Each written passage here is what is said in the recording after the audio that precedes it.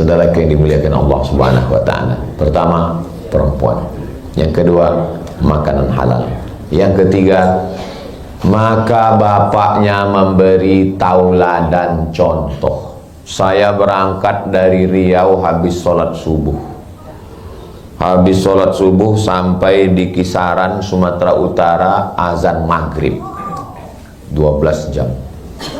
Masuk ke kamar hotel, datang Sami, anak saya, mau minta kerupuk yang ada di pojok kamar. Pojok kamar hotel kan ada kerupuk. Kerupuk. Karena saya capek mau ke toilet, saya ambil kerupuk, dekat ini saya lempar dikit. Lempar. Kecuali jauh gitu, dekat, lempar dikit. Terus bilang, kasih ke Uma. Dia ngasih ke Uma, dilemparnya juga. Apa kata Ustazah Fatimah? Anak mengikut bapaknya. Karena saya mau ke toilet, enggak payah jalan dikit, jadi saya lempar dikit aja. Dia pun mengasih ke Uma, dia lempar juga. Begitulah anak itu merekam apa yang kita lakukan. Jadi nggak bisa kita melarang, jangan main handphone, jangan main handphone. Dia merekam, dia lihat. Nah, dia main. Pas kita bilang, dia akan balik. Nanti kalau dia udah pandai ngomong, dia akan nanya, Bapak kok main handphone? Bapak sudah dewasa. Nggak bisa. Makanya Bapak kalau mau main handphone di toilet. Karena mereka akan melihat apa yang kita lakukan, apa yang kita kerjakan, apa yang mereka lihat. Daya rekamnya amat sangat kuat. Begitulah merekam orang tua. Jangan sampai anak kehilangan sosok laki-laki dalam hidupnya. Ibunya perempuan, kakaknya perempuan, temannya perempuan. Akhirnya dia jadi nauzubillah. Pas ditanya jenis kelamin kamu laki-laki apa perempuan? Saya perempuan yang terjebak di tubuh laki-laki. Nauzubillah itu. Jangan sampai dia kehilangan sosok bapak dalam dirinya. Ustaz Somad ini ngomong-ngomong bapak, dia sendiri jarang di rumah.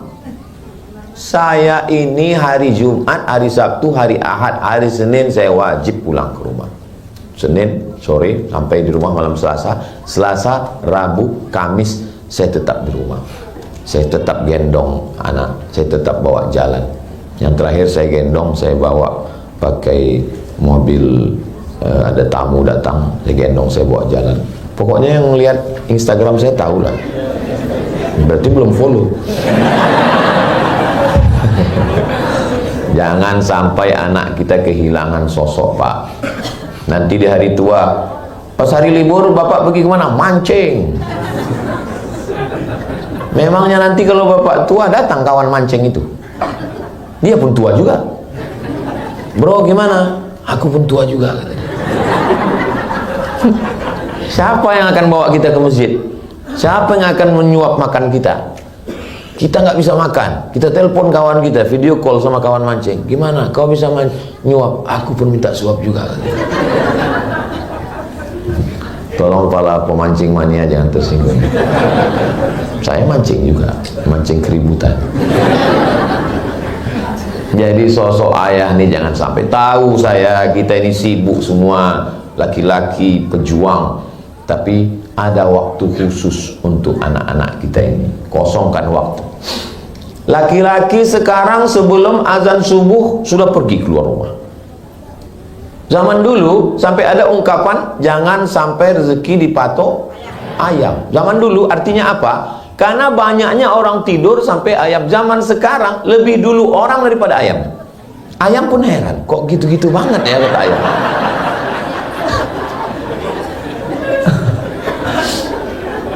Kalau kita lihat orang zaman dulu ya, orang zaman dulu bangun pagi sempat ke masjid sholat berjamaah, pulang ke rumah sarapan, habis sarapan bawa sapi pergi membajak sawah, nanti zuhur makan sama anak istrinya di pondok di tengah sawah, nanti sebelum asar sudah pulang, asar di rumah, maghrib di rumah, isya di rumah, bawa anak ke surau langgar musola ngajar ngaji.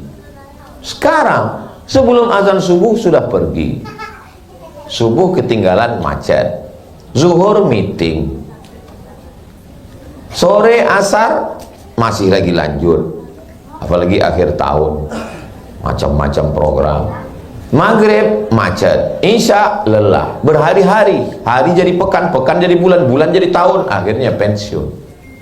Berapa kita sudah kehilangan kesempatan. Apa sebetulnya yang mau dicari? Orang zaman dulu sempat bersosialisasi dengan tetangga, masih sempat melihara burung perkutut, masih sempat ngasih ikan di kolam, masih bersosialisasi dengan jamaah masjid.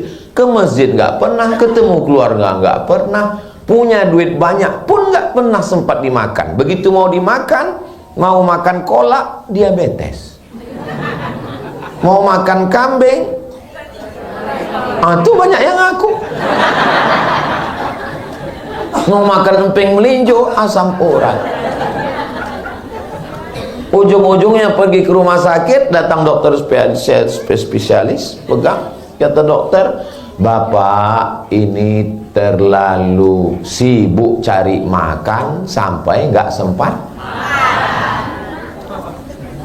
Akhirnya duit yang dicari itu untuk siapa? Untuk dokter spesialis. Selamat Bapak Ibu dokter. Maka jangan sampai kehilangan momen Bapak. Jangan sampai kehilangan.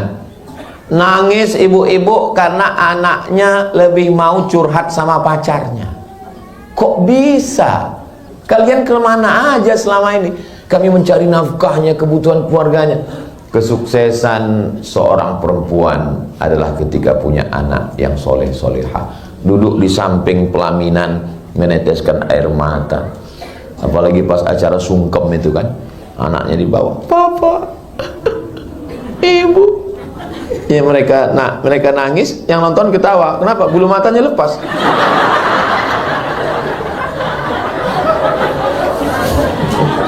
Makanya kalau mau nangis, lihat-lihat dulu, pakai lem Alteco.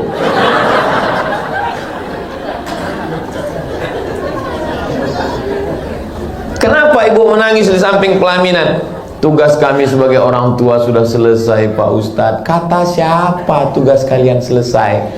Anak kalian pergi dibawa ke pulau bulan madu, seminggu setelah itu pulang, tiba-tiba jilbabnya melayang, bajunya terbang, anting-antingnya 13, satu di hidung. Kita pun heran, ini orang apa sapi kurban? Ya. Maka ibu mendidik, man ala thalatha banatin, siapa yang mendidik 3 anak perempuan, fa'addabahunna, dididik dengan baik, wa zawwajahunna, dinikahkan dengan orang baik-baik, wa ahsana ilaihinna, dia buat baik sampai mati, falahul jannah, maka surgalah baginya. Begitulah pengaruh laki-laki. Sekarang banyak orang lebih lama dengan orang lain daripada keluarganya. Berangkat pagi jam 5 sampai kantor jam 6, serapat, meeting, pertemuan jam 7, ketemu, pulang jam 4 sore, macet jam 5, jam 6 mati, sholat maghrib, sholat isya jam 8 baru dia ketemu full dengan keluarga. 9, 10, 11, kalau dia tidur jam 11 hanya 3 jam dengan keluarga, sisanya dengan orang lain. Akhirnya apa kata orang barat? Witing trisno jalaran suko kulino. Makan dengan orang lain, jalan dengan orang lain, curhat dengan orang lain. Akhirnya apa? Berawal dari ngobrol, tukar-tukaran nomor, muncul rasa nyaman. Berawal dari macam. Kenapa kau akrab dengan dia? Dia sudah macam abangku, sudah macam bapakku, sudah macam kakakku. Berawal dari macam, berakhir dengan macam-macam. Ingat, buaya darat.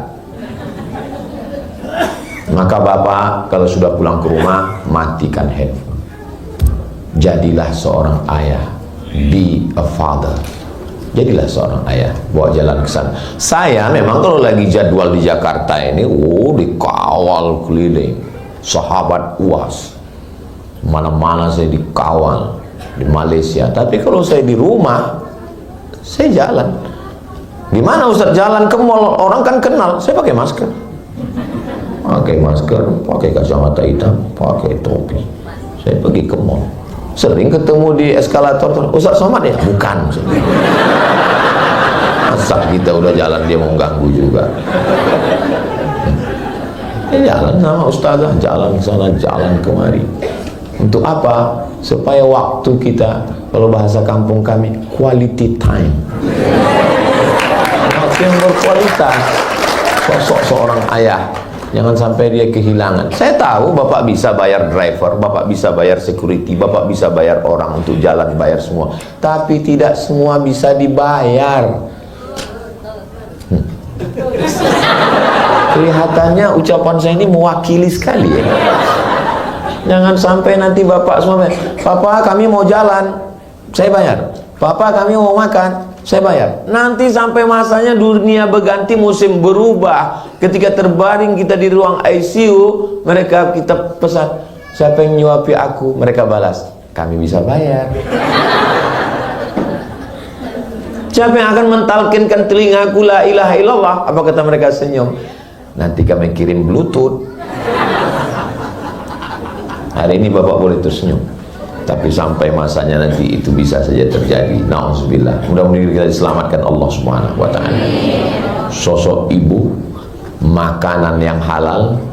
Sosok ayah jangan sampai tinggal. Sosok ibu, makanan yang halal. Sosok ayah jangan sampai tinggal. Masih ada 2 lagi. Karena kalau ini nggak lengkap ini. Yang keempat adalah bagaimana lingkungan sekitar. Itulah pentingnya kita punya circle-circle lingkungan. Ibu kalau punya circle, banyak ibu-ibu yang pakai jilbab bagus tapi kawannya genderuwo dan mak lampir. Mereka pas weekend, pas cuti datang ke rumah, rambutnya 3 warna merah kuning kelabu, lipstiknya 3 inci. Ibu memang baik, tapi anak ibu kan lihat teman-teman ibu, circle-circle ibu, maka mereka akan berpengaruh sekali. Maka hati-hati kalau bawa teman ke rumah. Apalagi dia gendong, dia lihat. Pulang teman ibu, dia cat kuku dia panjang. Kiki. Hati-hati dengan lingkungan kita. Saya jalan ke rumah orang. Pas lagi malam ngobrol, datang tamu. Waktu itu malam Ahad, malam Minggu. Bilang sama yang punya rumah, punya anak gadis. Kamu nggak keluar malam ini? Gitu. Enggak tante, saya di rumah aja, anaknya perempuan. Apa kata tamunya? Hari gini nggak punya pacar, apa kata dunia? Dalam hati saya, ini orang apa setan? Anak perempuan malam Ahad di rumah, itulah perempuan yang bagus. Wa qarna fi buyutikunna. Perempuan mesti di rumah. Dia malah ngompori. Alladzi waswisu fi sudurin nas minal jinnati. Kalau yang ngompori ini jin, misalnya yang berbisik ini jin, hari gini nggak punya pacar. Itu kita bacakan ayat kursi, selesai. Ibu ini, saya tanya, ibu kerjanya apa? Guru. Guru aja begitu. Mudah-mudahan dia nonton acara ini. Guru aja begitu.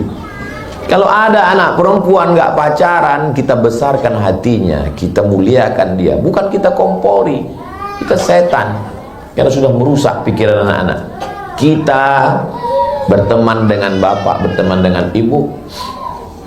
Saya belum pernah marah tausiah karena anak nangis, belum pernah. Carilah video saya di mana-mana. Karena saya melihat anak-anak ini adalah masa depan. Kalau masih di pengajian masih ada anak-anak nangis, berarti 30 tahun ke depan anak-anak masih baik. Kenapa? Karena emaknya ngaji. Saya tahu melihat dari wajah ibu udah mulai gelisah tadi. Saya nggak pernah marah. Paling-paling saya marah setelah pengajian. Yang terakhir, ibu, makanan, bapak, lingkungan. Yang terakhir, doa. Doa ini luar biasa. Nabi-nabi yang hebat aja doanya, Rabbi habli minas shalihin, Rabbi habli min ladunka dzurriyyatan thayyibah, Rabbana hab lana min azwajina wa dzurriyyatina qurrata a'yun waj'alna lil muttaqina imama.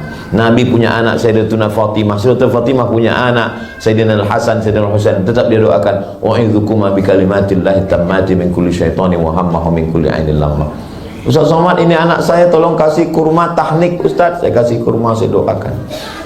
Mana tahu bapak ibu, mereka tahu nih keluarga besar OSB, lalu nanti, oh mereka tahu dari OSB ya, iya. Oh OSB ini sering pengajian, murid-murid Ustadz Lukman dan Ustadz Ardi nih, iya.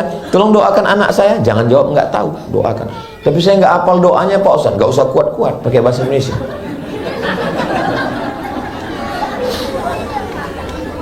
Doanya apa Pak Ustadz? Ya Allah, jadikan anak ini anak yang soleh dan solihah, jadikan dia penghafal Quran, jaga dia dari semua yang mengganggu zahir dan batin, berikan dia kebaikan, jadikan dia para ulama, jadikan dia menjadi orang yang alim, yang faqih, jadikan dia da'i yang menyebarkan agama Allah.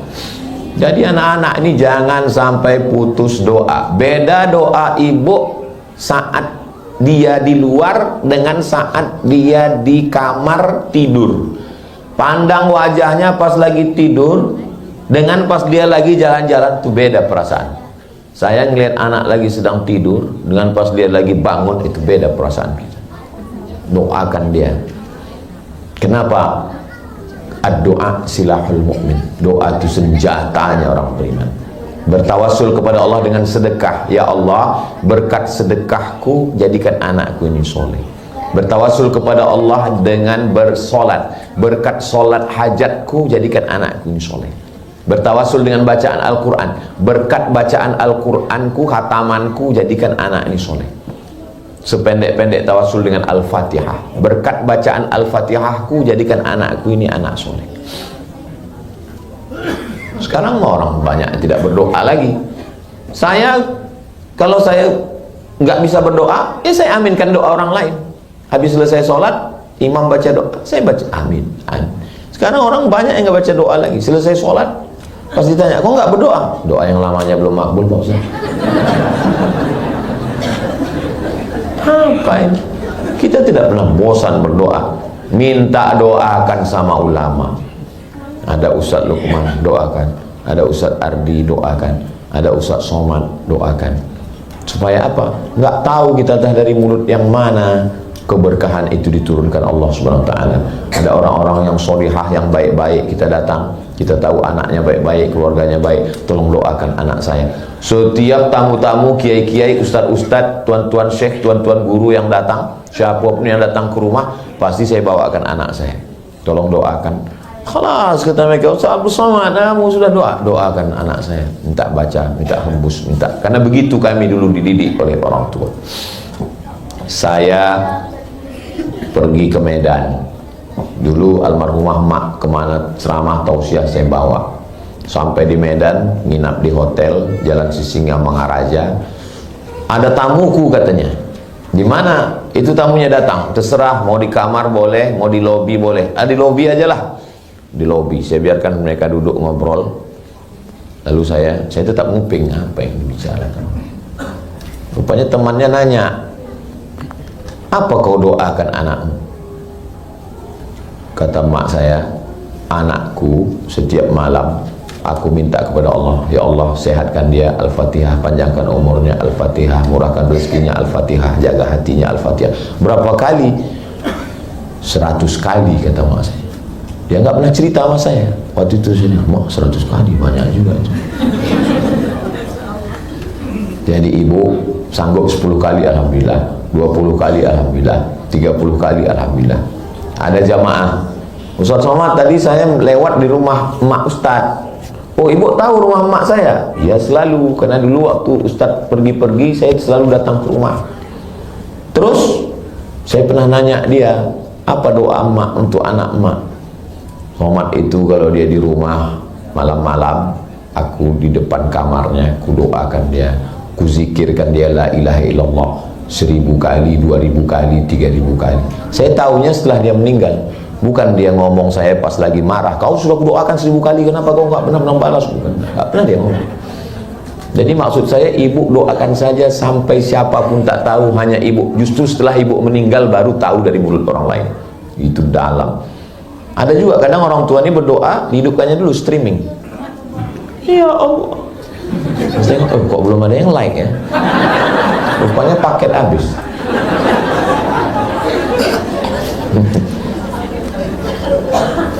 Ibu, makanan, ayah, lingkungan, doa. Insya Allah 5 5 ini kita amalkan. Nanti kalau pulang tanya, siapa yang menyampaikan tausiah dari Ustaz Somad? Apa saja yang dia sampaikan? Apa yang 5 itu? Aku pun gak ingat apa dia. Bisa ditonton ulang di channel Ustadz Abdul Somad Official dan OSB. Subscribe, like, share, and comment. Jadi saya mulai jam 4:05, sekarang sudah jam 5:05. Insya Allah saya tetap pada janji saya yang lama, 600 ml 60 menit. Akhirnya saya ucapkan selamat milad OSB yang ke-10. Mudah-mudahan OSB berperan mencerdaskan anak bangsa sampai hari kiamat. Tahniah untuk Ustadz Ardi, untuk Kak Ziah beserta semua keluarga besar yang tak dapat saya sebutkan. Aku qouli hadza astaghfirullah li wa lakum. Wassalamualaikum warahmatullahi wabarakatuh. طيب الحمد لله. جزاك الله خير. لو سمحت تدعو إعلان تبرع لهذا قطعة الأرض. ماشي إن شاء الله.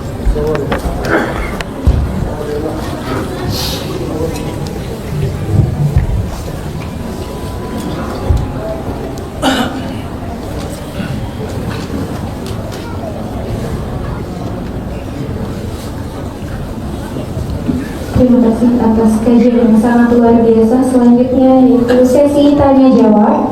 Untuk sesi tanya jawab untuk 2 orang penanya, mungkin 1 orang dari Ahmad dan 1 orang dari Iwan. Ini yang pakai baju pink boleh tadi pertama.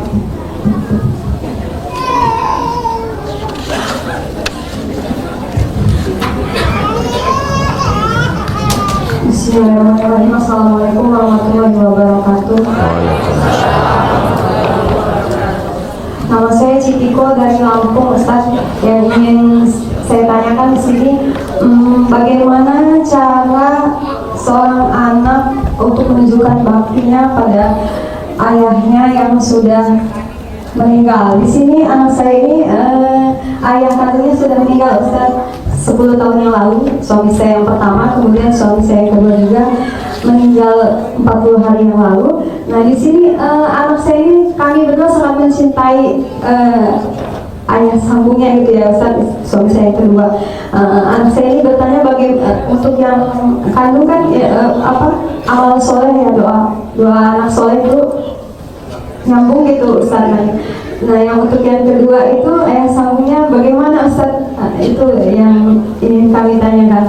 Assalamualaikum warahmatullahi wabarakatuh. Waalaikumsalam warahmatullahi wabarakatuh. Kalau saya meninggal, kemudian bapak ibu mendoakan saya, Allahumma ighfir lahu warhamhu, sampai atau enggak sampai? Itu sampai. Ibu kan bukan anak saya, kok doanya sampai? Gara-gara hadis dalam Sahih Muslim, idza matal insan, kalau manusia mati, inqata'a, putus, illa min salasin, kecuali 3, shadaqatin jariyah, sedekah jariyah, atau ilmin yuntafa'u bih, ilmu yang manfaat, aw waladin salihin yad'ulah, anak soleh. Maksud hadis itu bukan yang sampai itu cuman doa anak soleh, bukan itu maksudnya. Buktinya doa ibu ke saya sampai, doa bapak ke saya sampai. Terus maksud hadis itu apa? Maksudnya kalau saya mati, amal saya putus, tapi amal orang lain ke saya putus atau enggak? Enggak putus. Kalau ibu mendoakan saya, Allahumma fir Ustaz Abdul Somad, Allahumma fir lahu warhamhu, sampai. Yang putus itu amal saya nggak bisa tausiah lagi. Hari ulang tahun OSB, hadirilah tausiah almarhum Abdul Somad, acara live streaming. Inilah jamaah ini, kita cerita mati dia ketawa. Jaga juga lah perasaan saya. Jadi maksudnya itu amal orang meninggal putus, tapi amal orang hidup tetap nyambung. Jadi yang pertama dikirimkan kepada almarhum ayah sambung doa, Allahumma ighfir lahu warhamhu wa'afihi wa'fu anhu waj'alil jannata maswahu. Allahumma ja'al qabrahu rawdatan min riyadil jinan la taj'al qabrahu hufratan min hufarin niran. Yang kedua, bacaan Al-Qur'an. Kata Abdullah bin Umar, anak Umar bin Khattab, kalau saya meninggal, pada bagian kepala saya bacakan Al-Fatihah, pada bagian kaki saya bacakan ujung Al-Baqarah. Lillahi ma fis samawati wa ma fil ardh. Kenapa kita waktu tahlilan qul huwallah 3 kali? 1 qul huwallah sepertiga Al-Quran, 3 kali seperti khatam Al-Quran. Ummul Quran Al-Fatihah, Al-Falaq, An-Nas. Bacakan.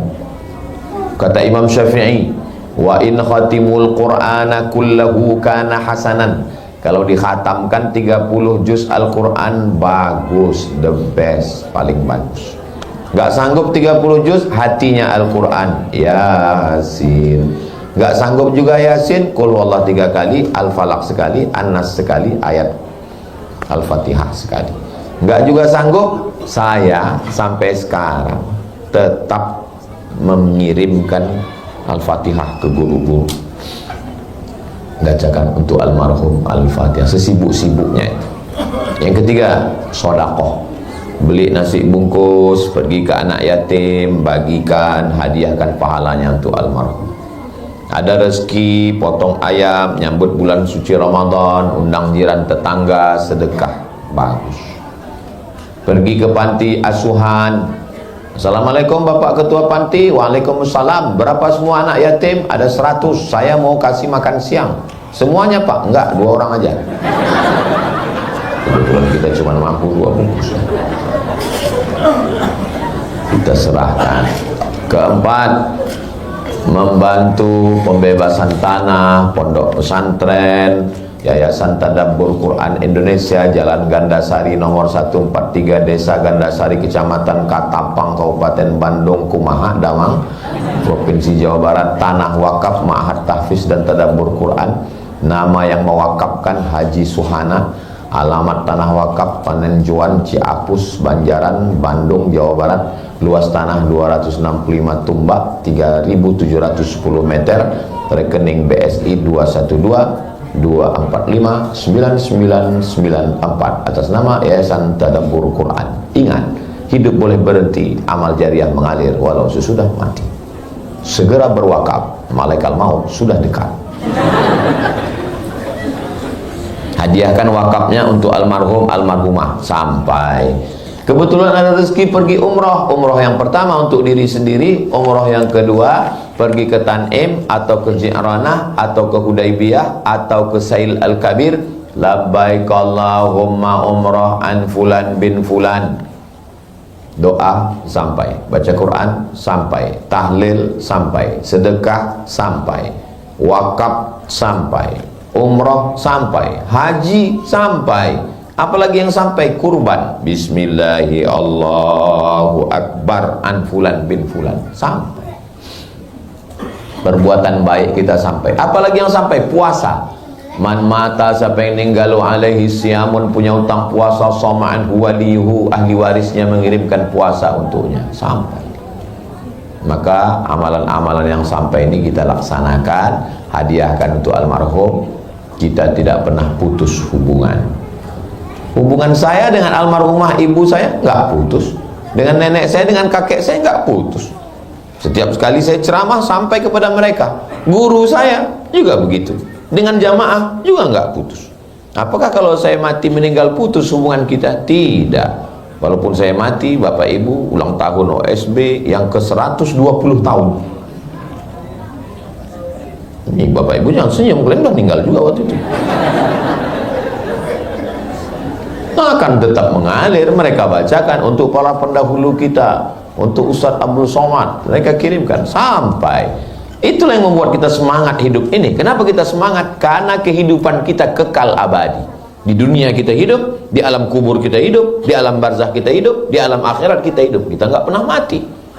Kenapa mereka putus asa, stres dan depresi? Karena bagi dia hidup itu cuma singkat. Berhasil di sini bangga, begitu gagal, stres, depresi, nyari jembatan, nyebur ke dalam. Pas nyebur, rupanya lagi musim kemarau, nggak dalam, nggak mati juga. malah kaki patah setengah mati. Nah, alhamdulillah itu ibu. Mudah-mudahan Allah berikan kebaikan-kebaikan, kebahagiaan untuk ibu dunia akhirat.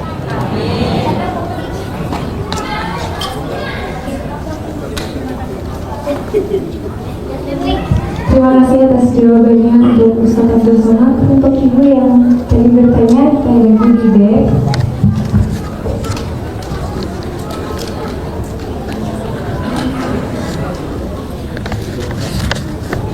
Selanjutnya pertanyaan kedua, apa yang pakai peci putih?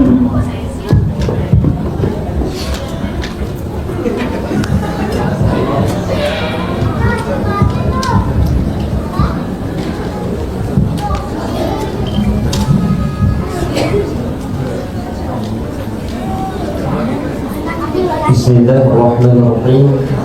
Perkenalkan Ustaz, nama saya Muhammad Hafiz, asal Tanjung Balai, Sumatera Utara. Yang ingin saya tanyakan Ustaz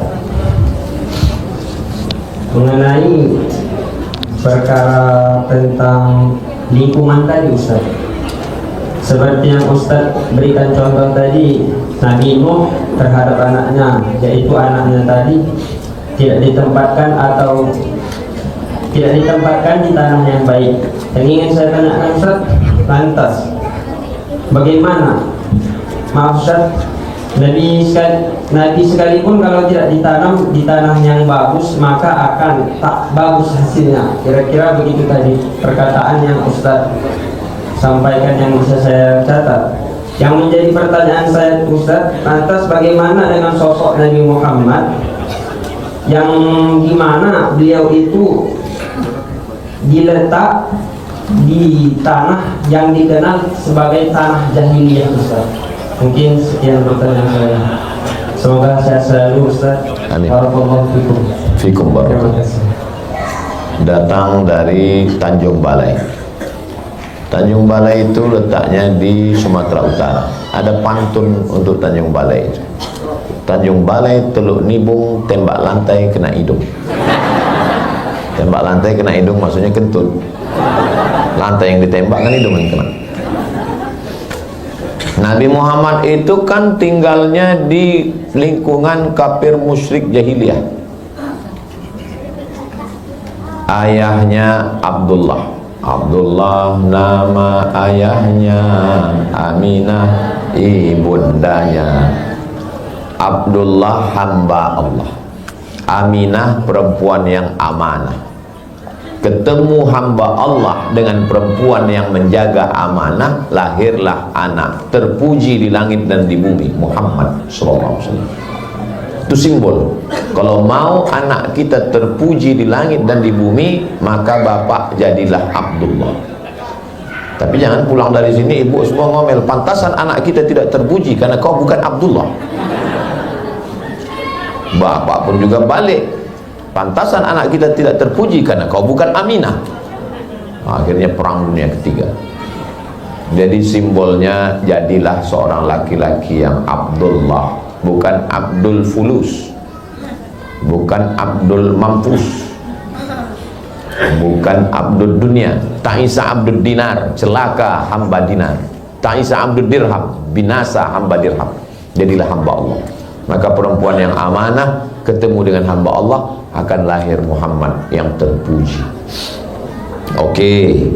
Tapi kenapa dia itu bisa terjaga, terpelihara, padahal lingkungannya pemeliharaan Allah Subhanahu wa ta'ala. Yang menjadi mempengaruhi manusia ini 4. Yang pertama ayah, yang kedua ibu, yang ketiga bacaan, yang keempat lingkungan. Nabi Muhammad tidak terpengaruh dengan 4-4-nya. Ayahnya meninggal ketika dia belum lahir. Ibunya meninggal ketika dia dalam usia perlu ibu. Dia tidak terpengaruh oleh bacaan karena dia tidak bisa membaca. Dan dia tidak dipengaruhi lingkungan karena Allah ingin menciptakan dia, dan kalam yang keluar dari mulutnya itu tidak dipengaruhi apapun. Saya ngomong ini karena dipengaruhi sekolah saya, karena saya bisa baca, saya belajar di Azhar. Tapi Nabi Muhammad betul-betul datang dari Allah. Yasin wal Qur'anil Hakim innaka laminal mursalin. Utusan Allah, dijaga Allah. Wa ma yantiqu anil hawa, dia tidak bicara mengikut hawa nafsunya.